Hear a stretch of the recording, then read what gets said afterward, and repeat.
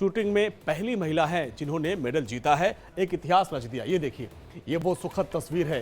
ये तस्वीर एक इतिहास बन गई है और इतिहास के पन्नों में ये तस्वीर दर्ज हो गई है। जब आपने देखा कि किस तरीके से मनु ने इतिहास रचा और पेरिस ओलंपिक में शानदार जीत दर्ज की और यहाँ पे उन्होंने भारत के झोली में मेडल दिलाया और पहला मेडल, वो अंक तालिका भी हमने आपको दिखाई थी, भारत के झोली में पहला मेडल दिलवा दिया। अब स्टंट आर्टिस्ट सुदर्शन पटनायक ने पुरी में अपने स्टंट आर्ट के जरिए मनु भाकर को, ये देखिए, ये भी एक तरीके से उनको किस तरीके से बकअप किया गया। जय हो मनु, ये सुदर्शन पटनायक है, स्टंट आर्टिस्ट हैं और उन्होंने किस तरीके से पूरे भारतवासियों की जो भावना है उसको इन आर्ट के माध्यम से उकेरा है और बधाई दी है। तो आज पूरे देश में जश्न का माहौल है, हर कोई खुशियां मना रहे हैं। पेरिस ओलंपिक में मनु भाकर ने इतिहास रच दिया। शूटिंग में ब्रांज मेडल लाकर भारत का खाता खोला। मनु भाकर ने women's air 10 metre air pistol event में लगभग 221.7 पॉइंट के साथ कांस्य पदक पर निशाना लगाया। इसके साथ साथ वो ओलंपिक इतिहास में शूटिंग में भारत को पदक दिलाने वाली पहली भारतीय महिला बन गई हैं। एक इतिहास रच दिया। मनु भाकर ने 2021 में हुए टोक्यो ओलंपिक की कसर पेरिस में पूरी कर दी। वो वाकया कोई भारतीय भूल नहीं पाएगा। टोक्यो ओलंपिक में उनकी पिस्टल खराब हो गई थी और जिसकी वजह से 20 मिनट तक वो निशाना नहीं लगा पाई। पिस्टल ठीक होने के बाद वो 14 शॉट लगा पाई और जिसकी वजह से उनके हाथ निराशा लगी। लेकिन इस बार उन्होंने ऐसा निशाना लगाया कि उनकी झोली में और भारत की झोली में कांस्य पदक आ गया। मनु भाकर भारत ने मेडल जीतने के साथ ही एक और रिकॉर्ड बना दिया। लगातार 3 ओलंपिक में भारत का खाता देश की बेटियों ने ही खोला है। मनु भाकर ने जीत के बाद बताया कि उन्हें फोकस करने में भगवत गीता ने मदद की। उनके जीवन में इस जीत में गीता से बहुत मदद मिली है। मनु भाकर ने जीत के तुरंत बाद क्या कहा, वो आपको सुनाते हैं। मैं गीता बहुत पढ़ती हूँ, इससे फोकस करने में मदद मिलती है। आज के मैच में मैंने आखिर तक टारगेट पर फोकस किया। मैं खुश हूँ। भारत इससे ज़्यादा डिजर्व करता है। उम्मीद है कि बाकी इवेंट में भारत और मेडल जीतेगा। तो मनु भाकर युवाओं के लिए एक प्रेरणा है, क्योंकि 21 में जो वो नहीं कर पाई, लगातार मेहनत करती गई और उन्होंने अब वो 24 में कर दिया। मनु भाकर के ब्रांज जीतने पर प्रधानमंत्री नरेंद्र मोदी ने बधाई दी। उन्होंने एक्स पर पोस्ट कर लिखा, ये एक खास जीत है। मनु भाकर शूटिंग में मेडल जीतने वाली पहली भारतीय महिला बनी है। शानदार उपलब्धि है। पीएम मोदी ने एक्स पर बधाई देने के साथ साथ मनु से फोन पर बातचीत की है। अब आपको वो भी सुनाते हैं। हेलो, नमस्ते सर। मनु नमस्ते, खूब अभिनंदन, आपको बहुत बहुत बधाई। बहुत बहुत शुक्रिया सर। आप कैसे हैं? मैं बहुत बढ़िया से। आप तो ये तुम्हारी सफलता का खबर सुनने के बाद और उत्साह और आनंद में हूँ। जी, अच्छा कर रहे हैं हमारे खिलाड़ी यहाँ पे अभी। आप स्वयं को वैसे पॉइंट 1 से आप सिल्वर आपका रह गया, जी, लेकिन उसके बावजूद भी आपने देश का नाम रोशन किया। आपको 2 प्रकार की क्रेडिट मिल रही है। एक तो आप कांस्य पदक लाई, लेकिन भारत की पहली महिला है जो इस खेल में मेडल लेके आई हो। जी सर। हाँ जी, शुक्रिया सर। मेरी तरफ से बहुत बहुत बधाई है। देखिए, टोक्यो ओलंपिक्स में तो हर कोई गोल्ड की उम्मीद कर रहा है, लेकिन मनु भाकर के पास अभी भी गोल्ड मेडल जीतने का मौका है और वो 2 मेडल जीत सकती हैं। 25 मीटर के साथ साथ 10 मीटर की मिक्स एयर पिस्टल इवेंट में वो निशाना आगे लगाएंगी और इन दोनों इवेंट को लेकर पूरे देश में उम्मीद है कि भारत की झोली में गोल्ड जरूर आएगा। ओलंपिक मेडलिस्ट मनु भाकर के कोच जसपाल राणा ने भी इस जीत में बड़ी भूमिका निभाई। उन्हीं के मार्गदर्शन में मनु भाकर ने जीत दर्ज की है और जीत पर उनका क्या कुछ कहना है, आप भी सुनिए।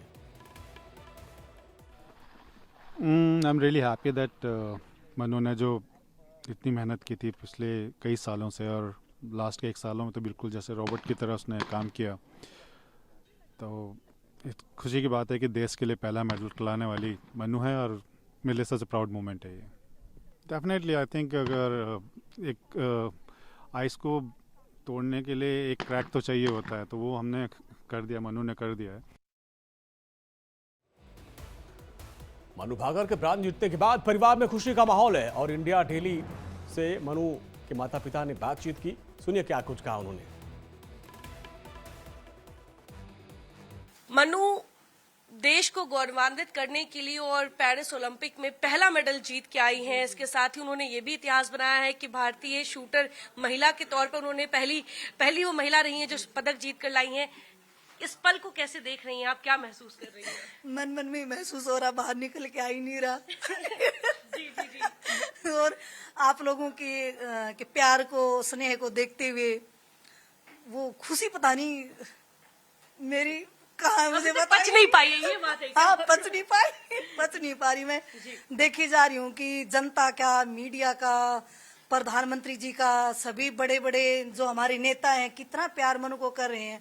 आज वो मैंने सब देखा और मैं मेरा इंतजार यही रह रहा था कि जैसे जब भी कोई मैच होता है, बच्चे जैसे बाहर खेलने जाते हैं तो मोदी जी सबको फोन करते हैं, तो मैं आज इस इंतजार में थी कि मोदी जी आज मेरी बेटी से कब बात करेंगे। तो आज वो मौका बेटी को मिल गया है, तो मोदी जी ने बात करी है, तो मैं बड़ी खुश हूँ।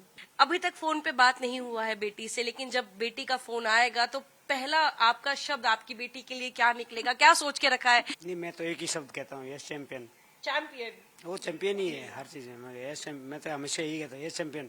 आज कैसा रहा, फिर वो अपने आप में उसको बताना होगा तो बता देगी, नहीं बताना होगा तो डाइवर्ट कर देगी। अच्छा। सब ठीक है। हाँ, तो फिर उसमें क्या ना, ऑप्शन उसके पास है। ये मैं उसको कुदेरना नहीं चाहता हूँ। वो हो सकता है वो ये बताना शुरू कर दे कि पापा बढ़िया चल रहा था, अचानक कोई थोड़ा सा नीचे रह गया, शॉट खराब हो गया। मनु ने जिस वक्त ब्रॉन्ज मेडल पर निशाना लगाया उस वक्त इंडिया डेली का इंडिया मंच कॉन्क्लेव चल रहा था और इंडिया डेली के एडिटर इन चीफ राहुल महाजन ने कॉन्क्लेव में मौजूद लोगों को यह खुशखबरी सुनाई, जिसके बाद मंच पर मौजूद रणदीप सुरजेवाला ने देश की बेटी मनु को बधाई दी। क्या कुछ कहा आप भी सुनिए। पेरिस ओलंपिक्स में पहला जो है पदक जीता है और वो भी हरियाणा की लड़की ने जीता है। मनु भाकर ने कांस्य पदक जीता है। मैं चाहूंगा कि आप एक रिएक्शन दें। देखिए, याद करिए जब हमारे एक और नौजवान चोपड़ा ने, जो पानीपत के रहने वाले हैं, इसी प्रकार से जेवलिन थ्रो में जब वो जीता था, जो भाला फेंकते हैं, और आज फिर मुझे ही विश्वास था आज सुबह, पर कई बार बोलने से नजर लग जाती है तो हम इंतजार कर रहे थे। हमारे यहाँ हरियाणा में कहते हैं कि भाई पहले ही कह दिया तो कहीं नजर ना लग जाए बिटिया को।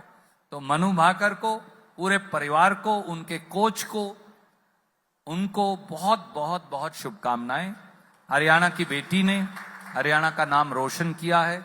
इससे ज्यादा फक्र की बात हम सब के लिए, देशवासी के तौर पर भी और हरियाणा के नागरिक के तौर पर हो ही नहीं सकती।